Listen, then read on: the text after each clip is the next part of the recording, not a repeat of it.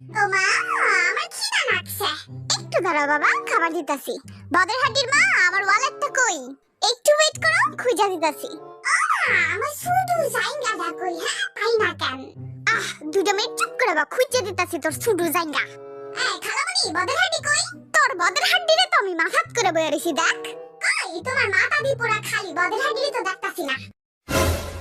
আপনার কি ঝাড়ুর বাড়ি খাওয়ার শখ হইছে? এই না, বদের হাড্ডি কি আমি তোরে চিনি না।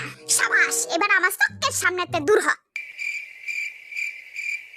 তুই কি সারাদিন এমনি স্টাগা খালি ঘুমাবি? যাও উঠ। আজকে হইছে নাকি তুমি শোনো কলেজে? চুপ থাক আর এনতে কাটতে পার, উষ্টা না খাইতে।